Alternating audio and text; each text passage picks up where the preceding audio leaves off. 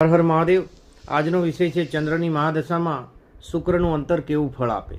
તો શુક્ર એક શુભ ગ્રહ છે અને જ્યારે જન્મ કુંડળીની અંદર કેન્દ્ર ત્રિકોણ અથવા એકાદશ ભાવની અંદર બેઠેલો શુક્ર સારું ફળ આપતો હોય છે અને જાતકને તમામ ઉપરી અધિકારીઓથી માંડીને જેને કહેવાય કે એક સરકાર તરફથી પણ સારી લાભની પ્રાપ્તિ તો થાય જ છે, પણ સાથે સાથે ધાર્મિક કાર્યો અને જેને કહેવાય કે વિવિધ ઉત્તમ પદાર્થોની પ્રાપ્તિ જાતકને થતી હોય છે।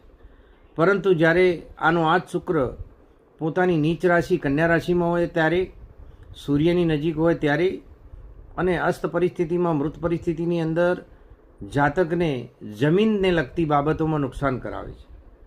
કોઈ એવા કાર્યથી પણ ખાસ કરીને જમીનને લગતી બાબતોથી નુકસાન થતામાંથી બચવા માટે જાતકે શું કરવું જોઈએ?